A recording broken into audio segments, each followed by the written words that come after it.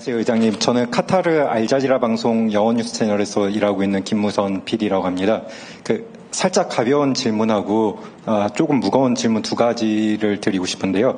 계엄령 이후 지난 2주 동안 의장님의 활동이 주목을 받으면서 온라인상에서 젊은 세대를 중심으로 의장님을 마블 영화 시리즈의 캐릭터인 토르를 이제 빗대서 국회 토르라는 별명을 얻으셨는데요. 여러 가지 활동 중에서도 탄핵안이 통과된 후 의장님께서 하신 말씀이 제 개인적으로는 가장 와닿았었는데요. 여러분의 연말이 조금 더 행복하기를 바란다. 그리고 취소했던 송년회 재개하시기 바란다.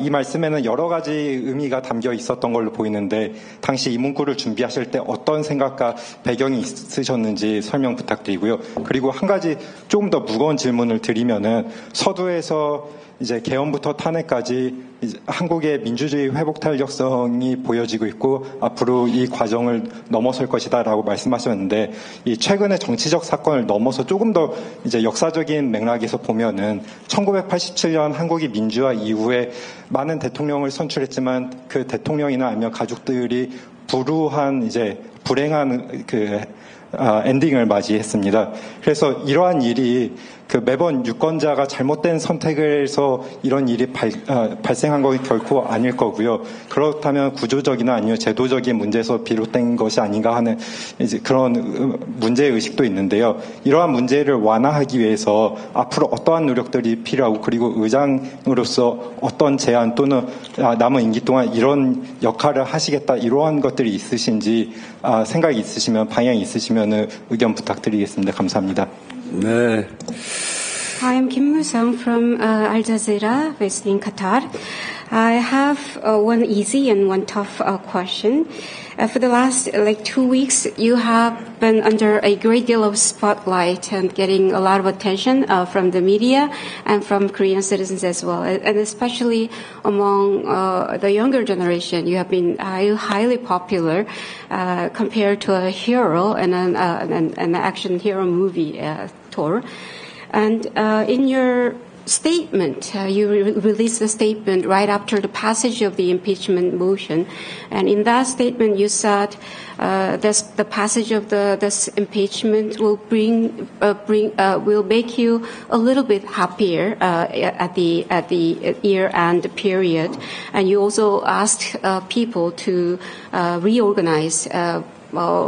Year-end gatherings or get-togethers that might have been cancelled.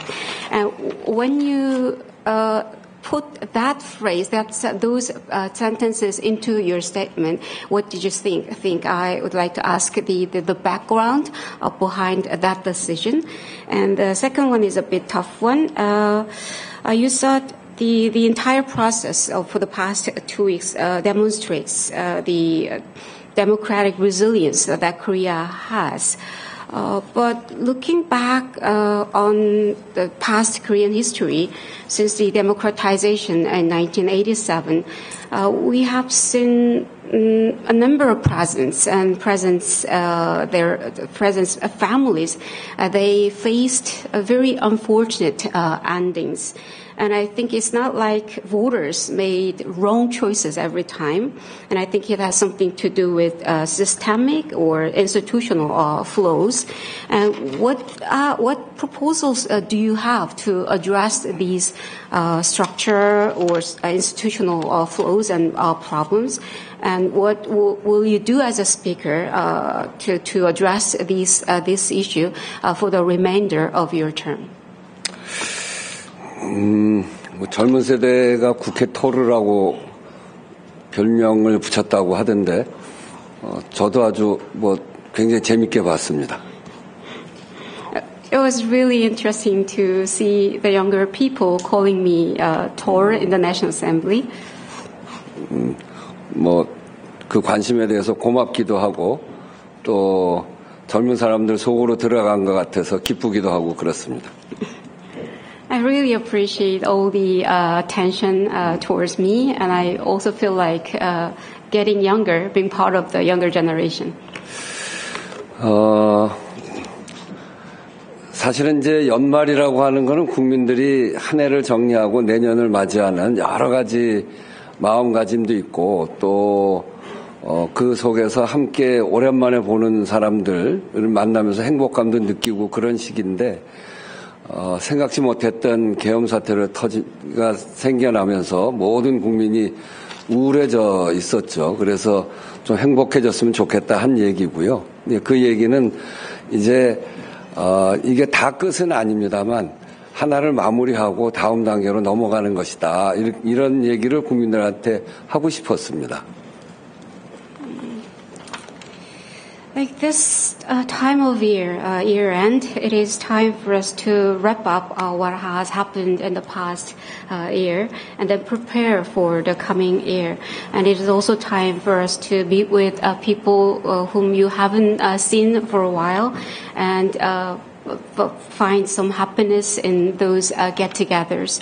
But such an unexpected event like the martial law declaration actually, that depressed and frustrated so many Korean people. And the reason why I included those sentences in my statement is that I wanted to say to the people that we wrapped up one event. It is not the end of the entire event, but we will move on to the next step. That was the message that I wanted to deliver to the Korean people.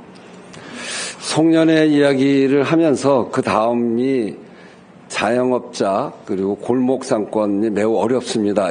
이런 얘기를 했는데 제가 국회의원을 하면서 가장 기쁘고 또 열심히 했던 일이 을지로위원회라고 을을 지키는 위원회, 힘이 약한 사람들을 보호하는 그 위원회를 한 게 가장 보람찼던 일입니다. And then right after that, I told people to plan again their year-end get-togethers because the self-employed and like small business owners they are faced with great economic difficulties at the moment. That is why I told them to replan their year-end get-togethers. In fact, I've been involved in many parliamentary activities in my long political career, but one area that I feel great pride in, and I feel great reward, very rewarding, is my role as a chair of the Ultiro Committee. Ultiro Committee was established to promote and protect the interests of the weak, the underdogs in our society. And actually, that work has given me a lot of joy and really rewarding feelings throughout my political career. 을지로위원회의 을의 범위는 대기업에 비해서 중소기업, 유통재벌에 비해서 골목상권, 자영업, 그리고 기업에 있어서 비정규직 노동자들을 통칭해서 을이라고 규정을 했습니다.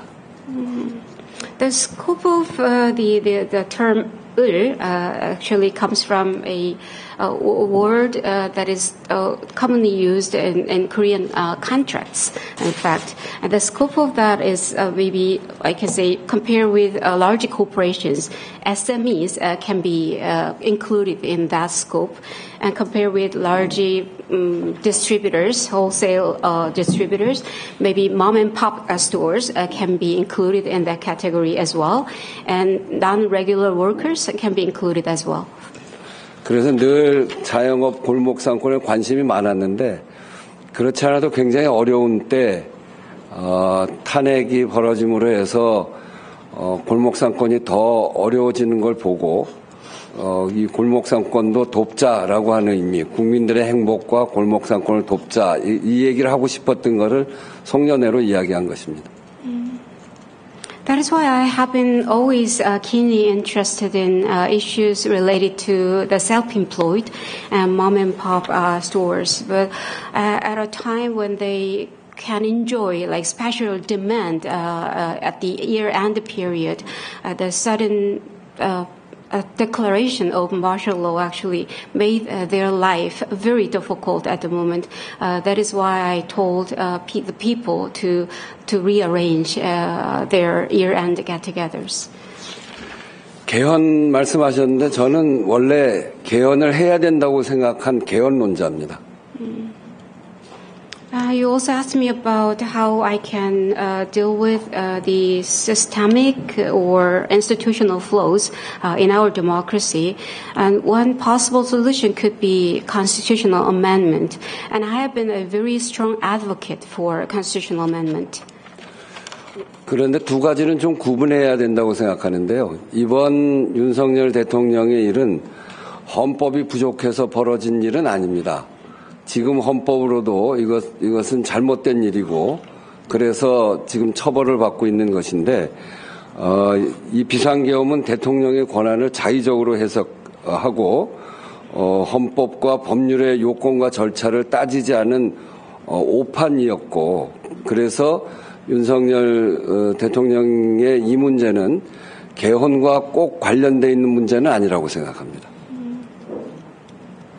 But I think we need to set the two apart because what happened with regard to the declaration of martial law, I think is not really directly related to our flaws in the Constitution, because he interpreted the Constitution and the laws by himself, and he reached a bad misjudgment, and he did not comply with the requirements and procedures laid out in the Constitution and other related laws.